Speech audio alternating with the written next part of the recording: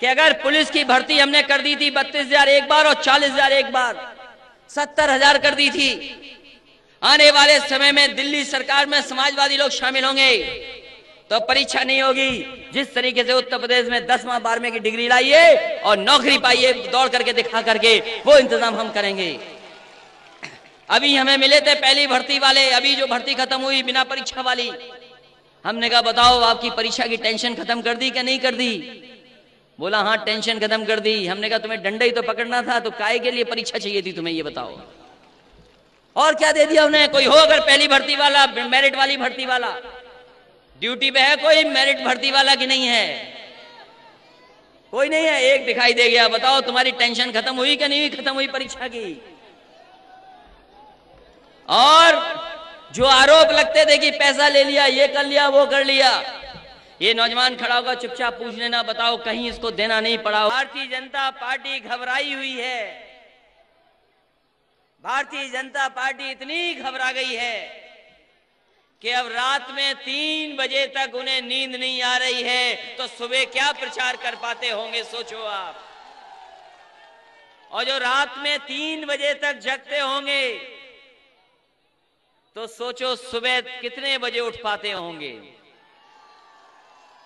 और जो दिन में प्रचार करता है ज्यादा, जो दिन में प्रचार करेगा, अगर 4 सभा भी कर लेगा तो 11 बजे से पहले उसकी आंख बंद हो जाएगी, सो जाएगा। आखिरकार भारतीय जनता पार्टी के लोगों को रात में नींद क्यों नहीं आ रही है?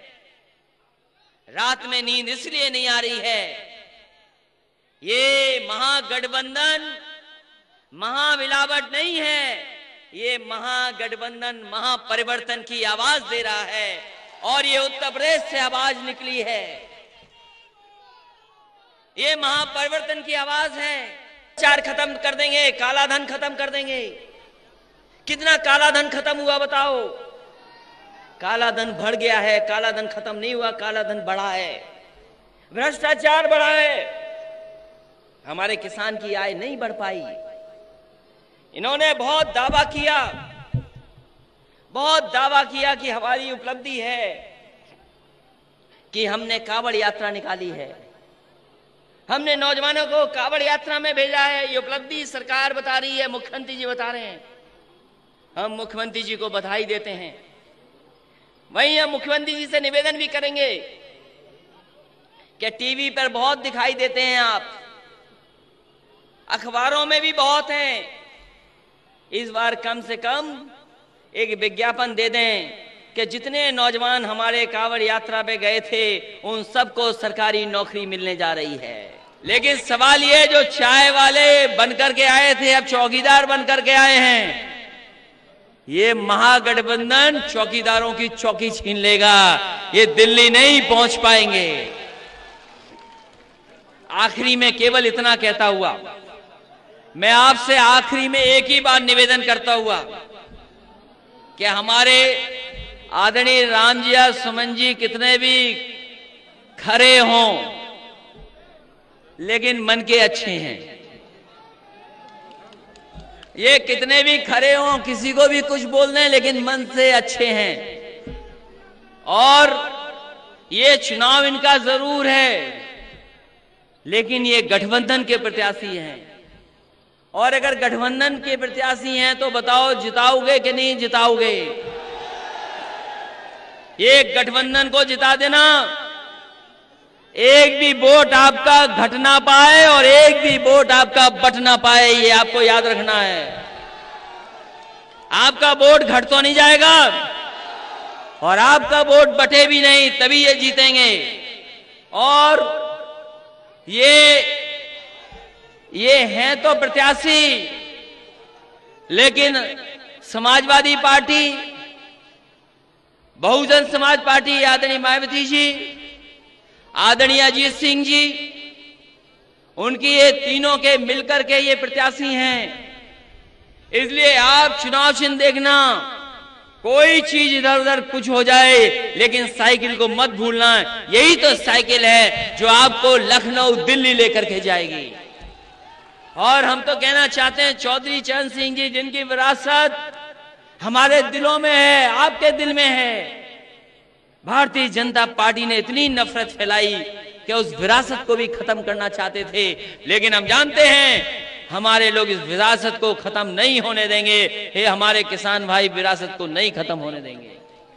इसलिए कितने भी खड़े हों, कुछ भी कहें, लेकिन हमारी आपकी जिम्मेदारी है इनको जिताना, क्योंकि इन्हीं के जीतने से हमारा आपका भविष्य है। सरकार में नहीं पहुंचे तो क्या भविष्य होगा बताओ?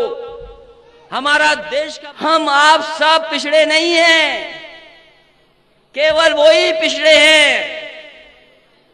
ये कहा था बीजेपी के प्रधानमंत्री जी ने, तो हम उनसे, बीजेपी वालों से पूछना चाहते हैं, जब मुख्यमंत्री आवास हमारा खाली हुआ था, क्यों उन्होंने गंगा जल से धुलवाया था? केवल हम ये जानना चाहते हैं उनसे। हम जानना चाहते हैं कि हम रहते थे उसमें, हमसे पहले कोई और था, नेताजी भी रहे, आदरणीय मायावती जी भी रही, लेकिन किसी ने मुख्यमंत्री आवास को गंगा जल से नहीं धुलवाया होगा। लेकिन ये योगी बाबा कहां के हैं? जब ये गए उस आवास में गए तो गंगा जल से धुलवाया। हम जानना चाहते हैं कि क्यों धुलवाया गंगा जल से आपने, और अगर गंगा जल से धुलवाया है तो ये देश की जनता पूछना चाहती है कि आखिरकार आपके मन में क्या था। ये तो कम से कम जनता, आप न जाने क्या क्या करवा रहे हो।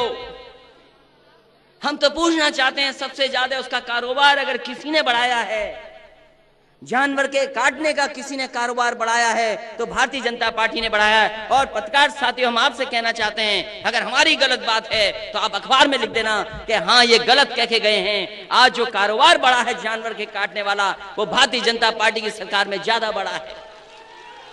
और क्या वादा किया था? हमारे किसानों की फसल बर्बाद हो गई, रखवाली कर रहा है किसान, आलू की कीमत नहीं दी, रखवाली करने को नौबत आ गई, और कह रहे हैं हम किसानों को 500 रुपया महीना देंगे। ये वही पैसा दे रहे हैं जो समाजवादी पेंशन थी। हमारी माताओं बहनों को हम 500 रुपए देने जा रहे थे। हम समाजवादियों की सरकार बनेगी और दिल्ली में भी जब बनाएंगे और सहयोग करेंगे तो हमारे गरीब माताओं बहनों को 3000 रुपए से ज्यादा पेंशन देने का काम करेंगे।